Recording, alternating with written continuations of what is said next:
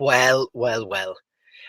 As Dundalk fan, Dan Pope said tonight, there's so many uncertainties in life, except taxes, death, and Dickie Kelly scored against Waterford.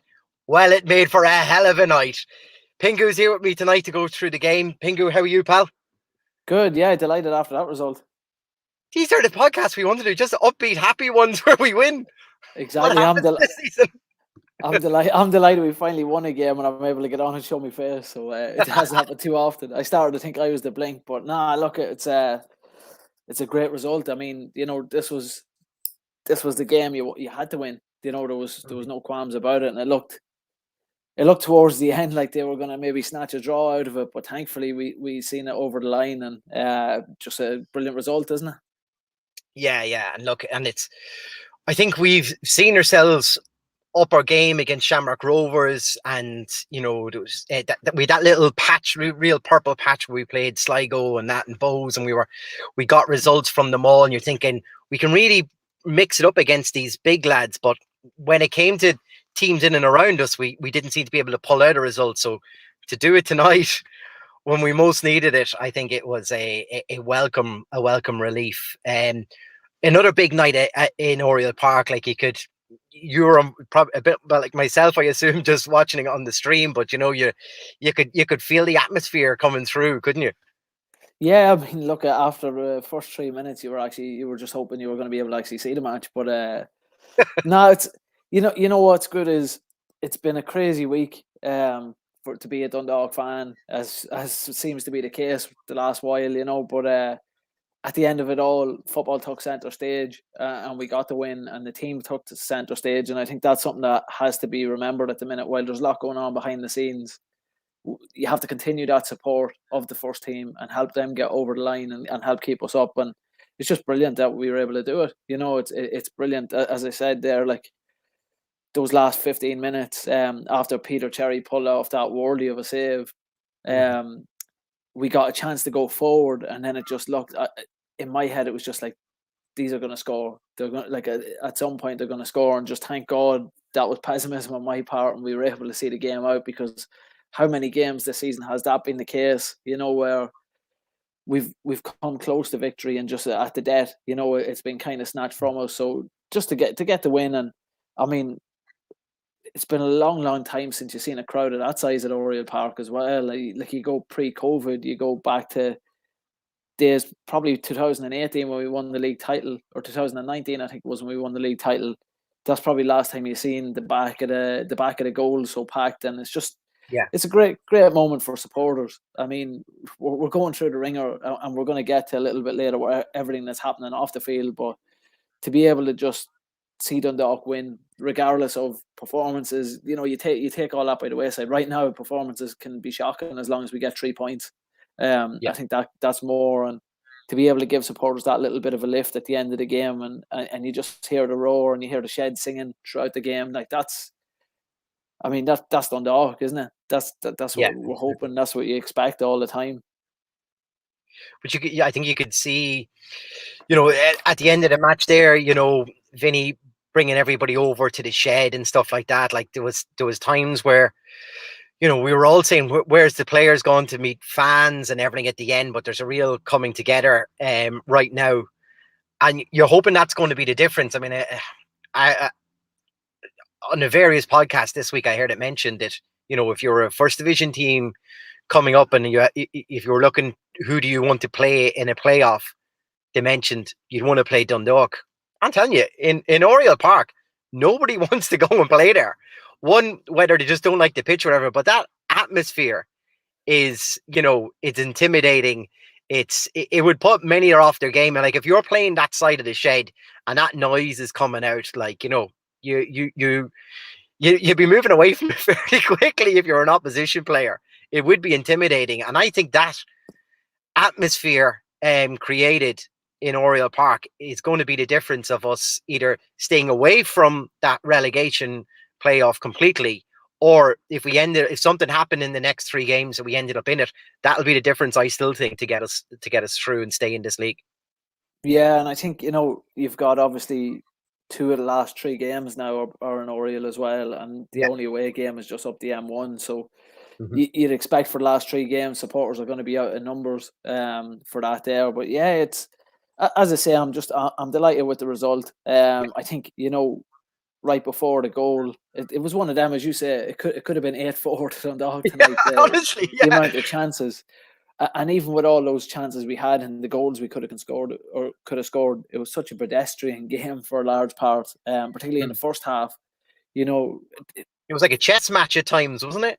yeah, and I don't want to get bogged down in performances, right? But that was a proper kind of relegation game. That was kind of a bottom end of the table game where no team wanted to kind of show their cards, put their cards out there, and particularly in the middle of the park. I think once Dummigan came on, I think that kind of helped. Dummigan looked a little bit like a young Chris Shields. Dare I say his name? We try to get through every podcast without mentioning him, but Dummigan in that second half just shored up the back four. He kind of marshaled in front of them and was able to get on the ball, and he was picking out passes. And I think when you look at nominations for Player of the Season at the end of the season, Dummigan's going to be up there. I think another player that's going to be there because I don't think it's any real coincidence that our change in fortune has changed since he's come back into the team is Sean Murray. Yeah. And we lacked his energy, big style on Monday. And I mean, tonight, just the runs he was making, just everything, it's something we haven't seen enough of this season, And as I say, I feel like part of that kind of purple patch we've had a couple of weeks back definitely has to correlate with Murray coming back into the team. Yeah. I But thought it he had fit another Murray. good. Fit Fit Murray Murray. too, because I think we've seen him at times this year and he hasn't been fit, and he doesn't get that explosive energy that we've seen there tonight. Now he was poleaxed probably about twice tonight that the referee decided not to do anything about, but I think it fit Sean Murray in particular. Um, I seen it over the course of the week there. There was back into the old anniversaries of European football, and it brought me back to that Molde game when he scored the header Yeah. as well. Like he's just when he's fully fit, he's a real super player, and he's a big player for this team in particular, because I just don't think we have players of his quality who just demand the ball all the time and who have several things in their locker to pull it out and do something with it. And like you say, I think he's definitely been the difference since he's come back in. Him fully fit has just made a massive difference.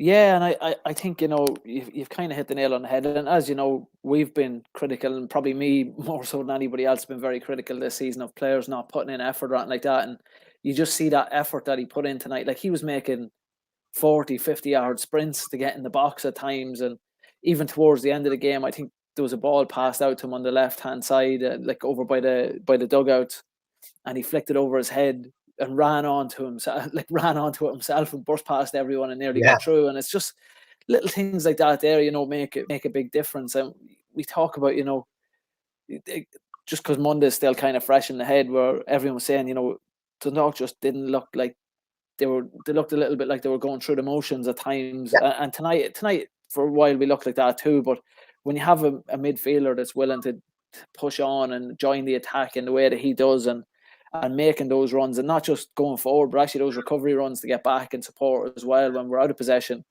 I think that just makes a hell of a lot of difference. So I look at this, probably as good a time as any to say get your vote to him for man of the match. I'm not going to tell you who's mine just yet. But yeah, I think both of us probably have showed our hand a little too early on that one, pal. Exactly. If anybody wants to win the 15-inch pizza, send in your man of the match predictions. Who you think we might pick? I might shock you. I might shock you. I might not with that one. But yeah, it was like, as I say, it was overall it was a decent game. I mean, it was a great game to be neutral. I see everyone talking about the referee, and referees have got so much publicity. Our poor refereeing's got so much publicity over the season. I kind of don't want to mention it. Yeah. But just when we were talking about Murray, it didn't cost us anything tonight, so I think you kind of go, okay, take it. Yeah, although I mean, Greg Halford could be done for GBH after his what he done on Murray towards the end of the game. I mean, that was one of the strangest calls I've ever seen in a game. Like I don't know how that was given against Murray. No, No, it's extremely hard to see. Kieran Burke has come back to say that actually the playoff would be in a neutral venue. So my theory on having to go to Oriel Park is completely thrown out the window. So cheers for that one, Kieran. A lot of people coming in just talk about the referee decision, but we'll talk about the game first, like I say, and then we'll probably go through the many matters off field in Oriel Park this week alone. Um, Finally have a bit of balance back on our wings. Duffy one side, Kelly the other. And it's probably no surprise that the opening chances fall to both those players. Dan Kelly will probably, if he sees back the chance that he skied over in the first half, he'll probably kick himself. Thankfully, he made up for it later on, so it didn't matter. But he had time to bring it down, control it, and then blast over. He'll kick himself getting that much time and space and not to put that away, or at least hit the target. Yeah, and I think Duffy had a proper go at him too, because that was when Duffy made that run out in the left and squared it across to him, and you would just, you feel like you have to put those away, don't you? Yeah. But yeah, we looked a lot more balanced across the field of play, didn't we? And like throughout the game, and it's getting them players involved. Like we've said, there's been games this season where you would say Duffy's anonymous, but it's the ball isn't getting out to him. And tonight we just seem to get it into those wider areas, and we seem to push forward. But yeah, it's I don't know. I keep saying yeah a lot tonight, but look, we did see that Duffy of old, for that chance that he curled just past the post in the first half, getting the ball out wide, cutting it inside past a few players and bending one in at the far post. It just didn't seem to have enough bend on it, but it was good to see he had the confidence to go and take it on again. And, it was one of them we were all hanging on till the very end, till it just went past the post to see if it was going to come back or what was going to happen with it. But, it was good to see that from Duffy. We know he has those sort of moves in his locker, and it's just a pity they don't come off as more goals this season, maybe, but we have seen him in previous. Yeah. I suppose, look, we don't want to talk negatively about players ratting tonight, but it looks kind of like Sloggett is showing. Like, I don't know if people are listening in remember last year, towards the end of the season, he just looked out on his feet.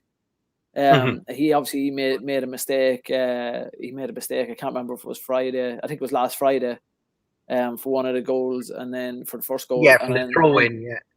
Tonight he made a couple of mistakes right in front of goal as well, and he just, I think he's had to fill that void as defensive midfielder for the last while. He just looks a little bit out on his feet, because 3 or 4 weeks ago he was outstanding in games, and I definitely feel that, not for him, and I wish him well from his injury, and I hope it's nothing serious. But I think putting Dummigan going in there in his place, I think just balanced us out just that little bit more, and we seem to take charge of the game a little bit once Sloggett actually went out of the game. Yeah. So, as I say, I don't want to talk negatively too much about any of the players, and I don't want to put a dampener on a great result, but I just do think that was a little bit of a turning point for us as well once he came off, and yeah.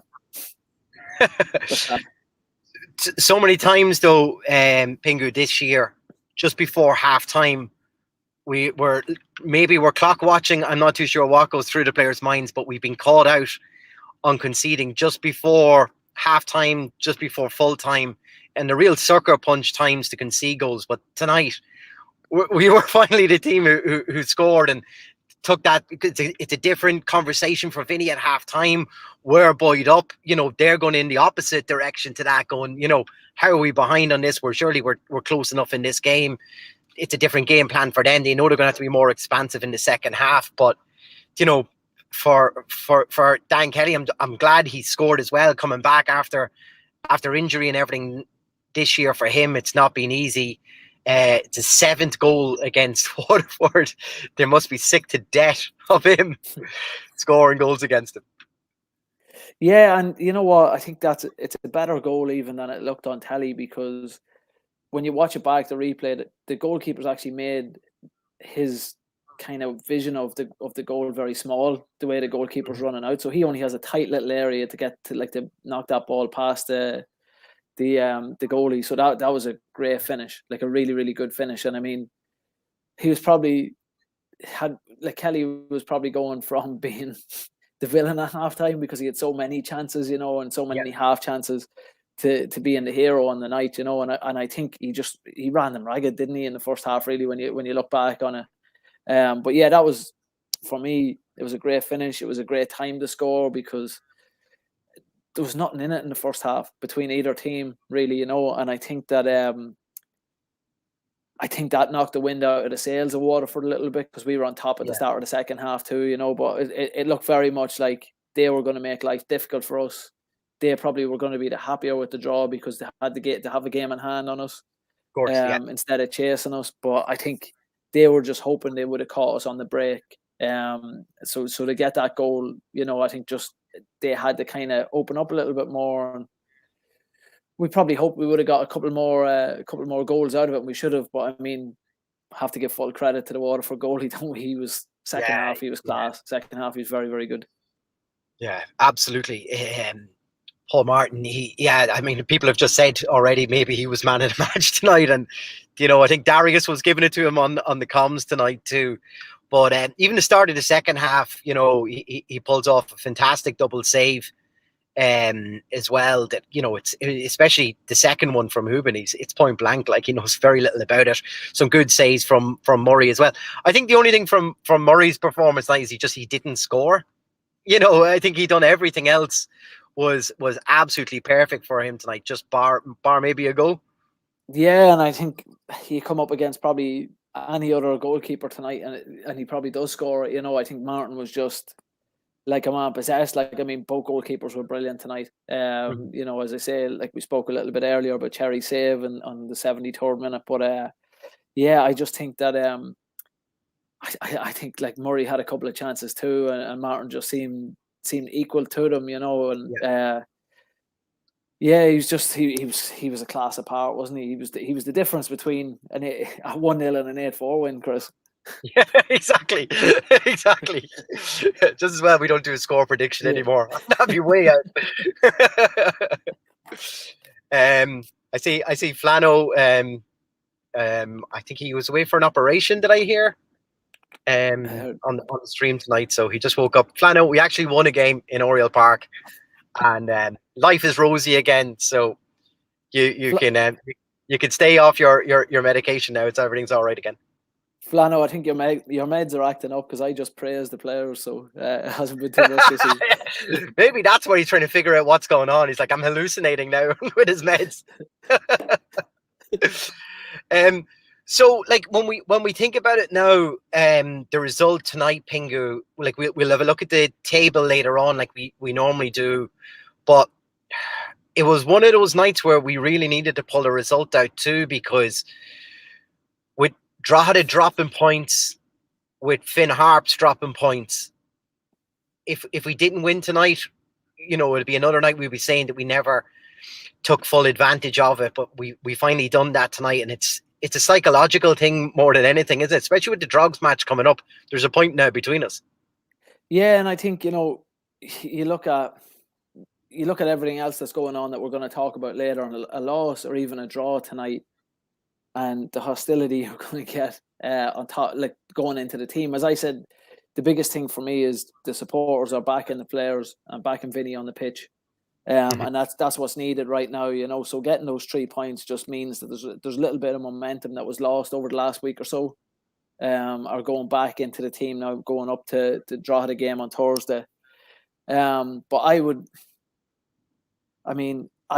just think that, sorry, I lost my train of thought there, Chris. I'll let you just go. I don't know what I was going to say. You're probably still in the back of your mind. You're thinking, did I praise players earlier? Yeah. No, this can't be right. No, but you're right. Like, look, the most important thing is the atmosphere is when the players are on that pitch, the support is 100% behind them. Like you say, there's a million other things going on in Oriel Park that could very easily change the focus of the players at times, considering their careers, or not their careers, should I say, their futures are very much up in the air. Do you look for another club? Do you take an offer that's lower now? Will Dundalk come back with another offer? It's these guys' livelihoods that we're talking about here, and that's to go out and to pull a performance like they did tonight. You can't help but be immensely proud of them, and the work that Vinny's doing as well, because he seems to have, I'd say, two hands tied behind his back, with everything else that's happening off the field. And look, we might as well start talking about it now, because I'm fed up with the merry-go-round. Tell the truth, in Oriel Park, that every bloody week we can't just wait in between results and talk about football matters. There's so much going on off field.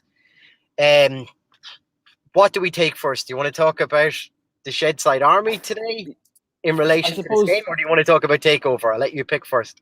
yeah, no, I suppose we go with the elephant in the room, like the biggest, well, not the biggest elephant in the room, but probably the thing that happened obviously today and yesterday is the club released their statement yesterday about anyone that off flares, smoke bombs, fireworks into the ground are going to get lifetime bans. And it's the tone deafness of that. That is as we say. Look, we'll talk about the takeover in a little bit, but the club hasn't reached out to supporters in months. There's Yep. been nothing, absolutely nothing in months. Nothing from the board, nothing from the sporting director. There's been nothing from anybody associated with the club apart from the manager, who's getting pressed on off-field matters every week in his post-match interviews. And then the club comes out and, like, whatever everyone's opinions of flares and this kind of stuff, like, I mean, I understand, because back 6-7 years ago, I remember the club putting out something similar, a similar statement over that. That the club gets fined quite heavily for the use of flares and and stuff like that there. So there is that element to it. But to come out after not addressing the supporters in months, and it is months. Like, when did Vinny take over? July? Was it July? I think. So Yeah, you've got about that. 3 or 4 months now in the difference, from when anyone from the club has last reached out to the supporters.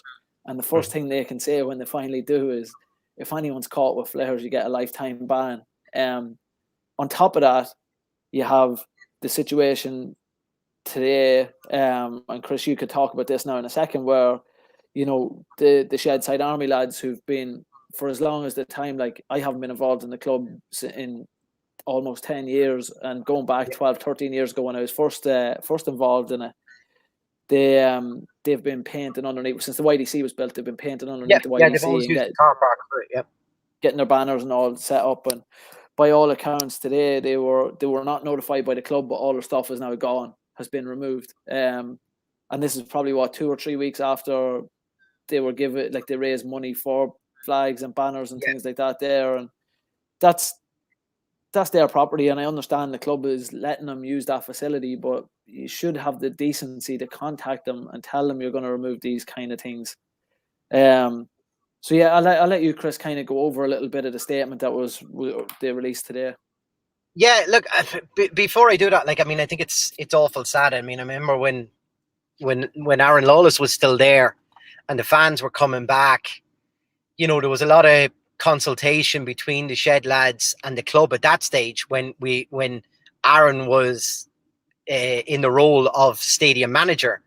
And on the town end, on the bottom where the town end of the Shed is, there was a big area that he gave over to the lads to hang their banners and have it as a designated area for it. So to say, hey, you can use all this area, no problem at all. We encourage you to be here. And then the actions today to go and then bin all their materials to use to make these banners, it flies in the face of everything that, like they're saying, that and how they've acted over previous years to what they're doing right now. And it's just, it's awful worrying at times. I hate to see, similar to my own situation earlier this year, I hate to see the club turning against people who just love the club and do loads of things for the club. And that's my big fear. The atmosphere that we've seen over the past few weeks and the results we've got which may or may not have had something to do with that. The shed side lads have a lot to do with creating that atmosphere at times, and I understand it's not for everybody either, but I think we can all agree that it does help create a real frantic atmosphere at times, and a real atmospheric feeling within the stadium. But it got to the point where the guys, I suppose, felt that they had to put out some sort of a statement today. So it said that, to read from the statement here, it's our club, our passion, our work, from the Shedside Army. And it said the Shedside Army is a community level group that has a range of Dundalk FC fans who put their time into making displays for the games. As many people would know, this group has been using the Youth Development Centre, or the YDC, for their preparations for displays for the last number of years. In preparation for this crucial game for a relegation battle between Waterford, members of the group went to collect their paints and materials, which were stored in the YDC car park. Many of these supplies have been brought out of the pockets for the guys who collected them, as well as from the GoFundMe. Well, actually, no, the GoFundMe hadn't been drawn down yet. The members were shocked to realise that the paints, materials, and any previous displays had been removed. A member of the group has said that they've been making these displays in the Youth Development Centre for years, and has never had any issue until now. They weren't given any warning about this or anything either, which seems to be really, really disappointing from the club. I understand that during the week, we've probably seen on social media that there was a call maybe for some protest banners again, maybe aimed at the owners or something like that. Was that why the club decided to make a move like this? I don't know. I'm speculating now when I say that, but it's awful coincidental, is what I would say, that at a time when the public knowledge that there may be some sort of a protest tonight, that materials and previous displays are all removed from the YDC is it's shocking. It's a shocking move from the club, I think. I think what they would have been far better off doing is working a lot closer with the Shedside Army. If Vinny comes out all week long, we're seeing interviews with Vinny saying, you know, we're nothing without the fans in this club. They created such an atmosphere. You know, there's a special bond between the players and the supporters. He's bringing all the players over towards the shed and everything here at the end for an applause and adulation towards the players. And then for the materials that some of these guys use to create that atmosphere to be disposed of without their knowledge. It doesn't make any sense to me. No, and I think just to kind of preface, you know, all of this as well, the last two weeks, or the last couple of weeks, at the Bows game and at the Pats in the Cup game, there was a smoke bomb thrown on the field right next to Peter Cherry. So that's something nobody agrees with. And I've seen multiple people involved in the Shedside Army condone, you know, making sure they're not condoning that kind of behaviour, and talking up against that. So I don't think there's any surprise that number one, the statement was released yesterday warning people that were going to get lifetime bans. And number two, that the stuff went missing this morning. Yeah. In not in retaliation, but after people went public about protests going to happen tonight. I think both of those situations were both warning shots from within the club. That's I can call it speculation, but I've been involved in football long enough to know that that's not just coincidental. You know, these things have came out because of what was due to happen tonight. And I mean, I seen somebody say there, I think Flano said, you know, they didn't do a good job of making sure that no stuff went into the ground, as we seen at the opening few minutes of the game and towards the end of the game. The stuff still went off. And that was, by all accounts, and I've seen a couple of tweets from people involved in the Shedside Army, that's two fingers up to the statement and to what they've done, you know, which they're entitled to it. You know, there's obviously their safety factors. But the flares and everything adds to the atmosphere. I mean, the club have put out Instagrams praising it. The FEI have put out Instagrams praising, They use post it on praising. promo material all the time, don't they? Yeah, so there's a place for it, and this has been an issue, as I say, for like 6-7 years now. So where is all of this coming from? Why? Or sorry, not where, but why has this not been sorted yet? If you watch the Rovers game today, I seen Mandreu's second goal, and you can just about see it because there's flares after going off. There's smoke on the pitch. So it's not just a Dundalk Football Club thing. And what I don't get to is both of the instances with the smoke bombs going on the field happened in away grounds. So why are Dundalk FC getting fined for it? Because there's security present at those games too. So why is the security at Daleyman Park or Richmond Park or Inchicore? Sorry, why are those clubs not being fined? Because they've got the security that searches away fans going into the ground. So I'm not trying to say, and I'm not trying to absolve some of these people of the blame for these things, but like, why is Dundalk feeling the need that they have to come out and put this out? Like, why? Obviously, the FEI are fining the club for it, but why is it the club's fault?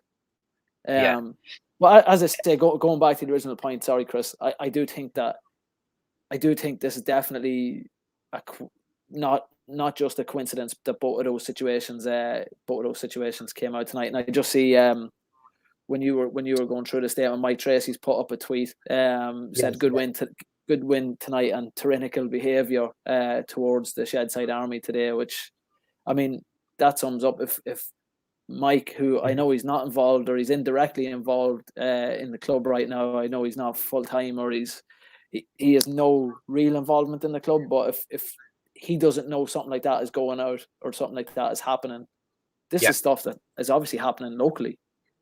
Yes. So it begs the question of who ordered that to happen and who's let it happen, and who's removed it. I mean, to go to the broader question then on that is if these were because of the pressure that Peak 6 could be feeling towards the fans, hostility, I suppose, with the fans at the moment. That brings us to our next topic of rife this week, and our friend of the podcast here, Dan McDonald, seems to be in the middle of it all. Is the potential sale of Dundalk Football Club from Peak 6 to a new, I think it's safe to say, a new consortium, as that seems to be the options on both sides. What's your take on what we know so far with regards the potential consortiums who could be interested? What's your feelings behind them? And I suppose then we can go into what you prefer and your feelings on the whole thing. Yeah, so obviously, we discussed this because it was only kind of breaking news on Sunday, Monday. So on Monday's podcast, we talked about it a little bit. But as the week's gone on, you waited for me, did you? Yeah, we wait on you, pal. Well, you were messaging in anyway, so it was like you're on the pod. But we've heard of two definite, from what I'm led to believe, and I don't know how true all this is. I think there's 3 actual potential bids going in for the club. But there's two we seem to have a lot of information on. One is a Northern Irish-based consortium. The owner of Glentoran, Ali Poor, who's a Welsh Iranian owner. I think he's involved. I don't know how much involvement he has in that consortium. Again, we're led to believe that was brought forward by Mags Bourne, the former Sunderland chief executive. I think it came out in Dan's post that she might not actually be actively involved in that consortium, but she brought it towards Peak 6 and just kind of facilitating that deal. And then there's mad stuff has come out about his connections, which again, I don't want to get too much into because it's all. I think we all went down the rabbit hole on Twitter this week. Yeah, thanks to Counter Mole for that one. But then the second consortium seems to be a locally based consortium. Again, the only thing we kind of know strongly suggested is the Stat Sports are involved. There's talk that obviously Andy Connolly is involved in that too, but there's not as much being said about that. but Stat Sports seem to be involved in that local consortium. And it seems to be a case that they've taken on a more active role in the discussions with Peak Six over that. On I think it was Wednesday, the talk was that it was a done deal with the Northern Irish Consortium. Again, Dundalk loves its rumours, but it seemed to be that it was leaning that way. And then on Friday, I think it was, which is today. That was it's this today. morning, Sorry, wasn't yeah, it? yeah, Yeah, Dan's newsletter Dan, kind of. yeah. I think they've been given they've been given over the weekend or into next week now, that the local base, to kind of come up with a plan. Again, according to Dan, and he would be quite reliable with his sources, but Dan was saying that his Stat Sports have kind of been told that they want the club pretty much for nothing, and they want money left in the kitty as well, because I think there was 2 million left in the kitty, I think, when Peak Six came in, so they want to have some money left in there. And I think Right. that maybe is where the talk of Andy Connolly's involvement is. Well, if we left you 2 million in the kitty, why are you leaving us bone dry, kind of, and we have to Okay. pay for the privilege, Yeah. But Peak Six want some kind of financial they want someone to actually buy it, to pay for the privilege to run the club and to have money left in the kitty. So again, we can only talk in speculation because we're not Yeah. privy to the conversations that are being had, but 2 million is the price tag they've slapped on it. I think Peak Six are going to be happy for a 6-figure sum. Don't know how little or how much in the 6 figures that is. And I think Peak Six, Stat Sports are looking for about 250 grand to 500 grand left in the kitty, from what I gather as well. And we just have to kind of see where it goes. But I suppose before I give my take on it, Chris, I'd like to get your take on your thoughts kind of on how this week has unfolded, and which group you would be more I think comfortable. I think it's it's another crazy week. And when you start to see a ton of messages come in, and you're tagging a lot on Twitter, you're like, oh no, here comes another one. How bad is this story going to be? And you never know, because there's extremes all over the place of what's going on in Oriel Park this year. So it's, once you know something like that starts going off. Look, we know that. I think it's safe to say the facts that we do know is, if someone can come up with a some sort of substantial agreement or offer, Peak Six would be willing to sell Dundalk Football Club and leave at the end of this year. I think that's the definite we can take from this. Like well, you I think say, the thing when is, Chris, sorry to interrupt you there, but I think the thing is, and I think supporters need to realize this, is, we can hashtag and we can say Peak Six out. Peak Six are going. It's now a case of who's going to get the keys of Oriel Park. Like, they're not sticking around, so we have to just make sure. I think the Gallaghers actually have Fatima Shop are interested, according to Flano, but maybe they're actually the ones that are heading up. Stat Sports is all a ruse. There's enough Freddo bars being sold for the consortium to take over there. I think they're putting enough sorry, money Chris, behind the bar tonight as it is, so I wouldn't worry about that. No, but yeah, no. As I say, look, the club is being sold. Peak Six are gone. It's just a case of who's going to get the keys of Oriel. Sorry, Chris, you go ahead there. No, look, and like I say, the more the rumors come out of who's behind it all, there seemed to be a real division, I suppose, very quickly online, only flowing in one way, of how much we'd prefer some sort of local ownership, as I think we've had kind of overseas foreign ownership, and our big concern at the moment with Peak Six is their lack of understanding for community and how much this club means to just this town alone and everybody in it. Like you've talked about, down to even mental health concerns people could have, it would be linked back to Dundalk Football Club sometimes. I just left up a little bit of information here. Kieran Burke and the lads in Between the Stripes had a number of polls up this week, and one of them there has over 500 votes in that, and it's massively in favour, nearly 80% towards the Stat Sports and Andy Connolly takeover, compared to 6% for the Glentoran businessman. So it kind of says a lot about how we're feeling as well. I think there's also a nostalgic reason as well for thinking back to the Andy Conley era.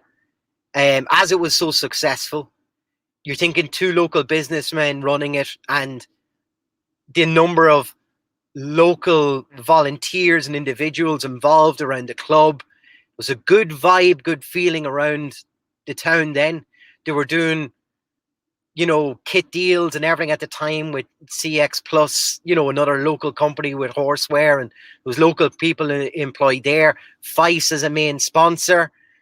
It was really that ownership with Paul Brown and Andy Connolly back then. Its roots were deep within this community, and I think we're all looking at that. Apologies, at that ownership again, and kind of saying, could we get back to that? Because that's what has gone wrong with this club this year. You under their ownership, I don't think you had a situation where the lads' stuff from the Shedside Army were binned. I don't think that would have happened. And that's the difference. They knew that if they'd done that wouldn't be the right thing to do to a large group of supporters who are here to support a football club. If they didn't agree with what they're doing, there's a different way to deal with it, and just disposing of their equipment is not the way to do it. It's not the place to start slapping bans, lifetime bans on fans who want to voice their concerns. And right, okay, with the fireworks thing, like you say, there's a level of danger in it, in that element, but there's also a way to deal with that in a different way. Like I said, we had fireworks issues under the Fast Fix lads. I think it could have been before. So, it's not like this is new. But I never remember a statement coming out saying there's lifetime bans coming. Yeah, I think the worst at that time was the Palestine flags were waved during the European game. And European man, we were getting fined for that. Yeah. Yeah, I think we got quite a substantial fine, so it was a little bit more understandable. But I think the club went directly to the Shedside Army and spoke to them about it as they released the statement. It wasn't kind of just thrown at them or anything like in the manner that it was. But yeah, I suppose my take on it, my honest opinion, absentee ownership we've seen over the last 2 years hasn't worked. Over in the beginning, not that the Peak Six era was always perfect, but yeah, you had Martin Connolly's. Like, it was very much still a case of business as usual for the first maybe year and a half of their ownership of the club. But the last 2 years, since Bill has taken over as chairman, it's just become more and more obvious that it's not being ran properly. So I would have a lot of concerns over another absentee owner coming in. The links that they've got, or potentially got, if you went down the rabbit hole the other day, I mean, that's people that I don't want associated with my football club, and I'd be very reluctant to support a team that maybe has money coming from those sources into the club, being completely honest. And I think, we've obviously just spoke to, or we spoke a little bit about over the last couple of weeks since the 1903 was founded. We had Leon a couple of weeks ago. There was a discussion around, supporters clubs getting involved in the ownership of the club, or maybe going in with someone. And I think, even going back to the summertime. Yeah, I think Gary Lennon mentioned it as well. Yeah, and sorry, go ahead. No, just saying when he was on, he was saying it'd be great if there was some sort of opportunity, whether it's through the supporters club or not, to that maybe the fans would get a chance with some sort of an owner to actually stake a claim in the club, and then obviously with the main goal of having some sort of a voice on the board then at that stage too. Yeah, and I think, the 1903 and the Lily White Ladies and all these supporters clubs would probably at some point have to come together and discuss how they want that to look. But these are all new things because there hasn't been a supporters group for so long, and I don't want to go over old ground that we've tackled all year kind of on the pod, but that's something that's going to take a little bit of time. But your best chance of getting that happening eventually is through in my opinion, local owners. And I think the 50+1 model is the way to go. And you know what? Look, we've said all season that Oriel Park needs redeveloped. Could a supporter member of the supporters club jump on the board with the key objective that the money raised from the supporters club is going to go towards upgrades in Oriel Park, and say to the owners, like, there's already rumours that Stat Sports, part of their plan is they're going to rip out the Astro and put in grass field again, which everyone's delighted about. I mean, and if you ask any players, they're going to be delighted with that too. So then, could these supporters groups go and say, can we get a seat on the board, and then we're going to just bit by bit raise money, and that's how you get your voice heard, because I think that's Sligo's model in particular, is the fans are constantly fundraising for upgrades to the showgrounds. And I think when you look at it, like I said, we actually talked about it on the pod before, the wall that they have, and everyone was buying a plaque for like £100 or something like that, and your name gets immortalized in the showgrounds really forever. I seen it in Villa Park the time they were getting upgrades done there before, and you could buy a tile on the floor, and it's still there now. And they're great little mementos for fans, but they actually contribute significant monies to the club for upgrades like that. And I think if there was some sort of local ownership, we would all feel that it'd be easier for us, I think, probably to get involved like that. And we know that, you're going to see face to face to these owners. So if we're going to be putting forward proposals like this, that we would like to see that money earmarked for those sort of developments straight away. But I did see Brendan Ogle comment online this week saying that neither of these proposed consortium groups have reached out in any way to the 1903 anyway to get a view on what supporters think or feel. So I suppose that's a little disappointing. That might have been something that they could have done, and come in and use that as an opportunity to say, well, we've already been talking to your fans, and these are the things we want to do. Because don't get me wrong, as much as Peak Six are wanting out and to get away, I also think they have a duty of care to this football club and to this community to hand this club over to an owner who will look after this club.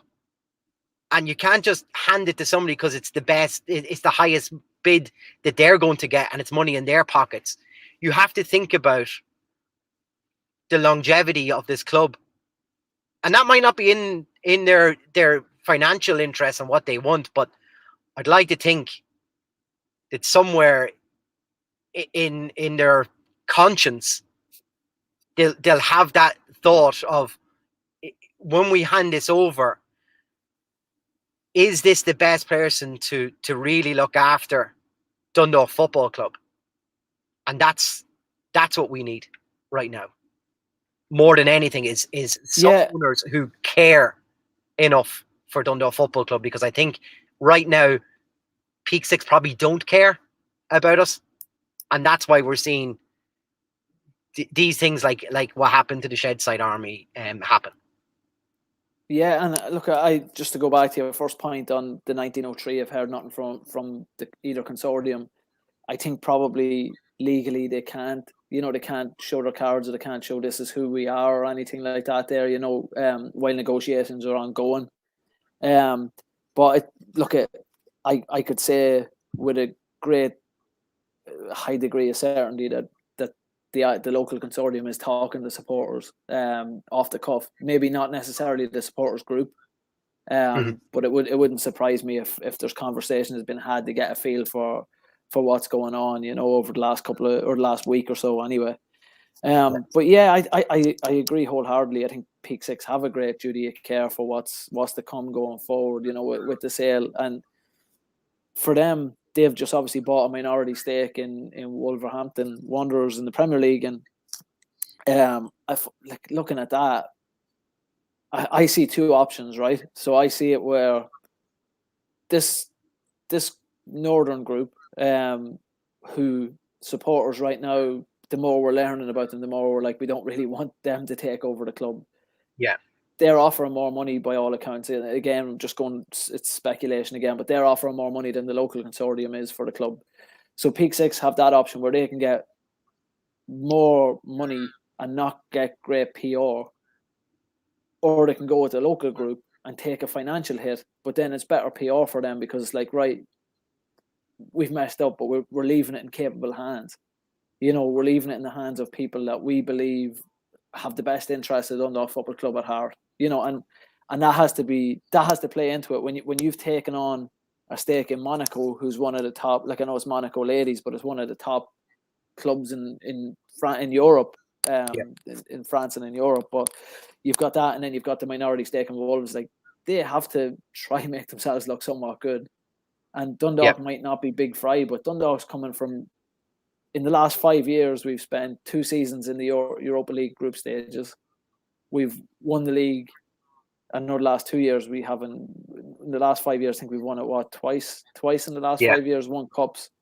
So that's why I think the club needs to be put into the right hands, and I think that's why Peak Six have that, as you say, that duty of care. But I think they need to look at, and look, I'm no expert in this field, but affect the finances. 100 grand, like they said, a 6-figure sum is what they're going to get. 500 grand is nothing to Peak Six.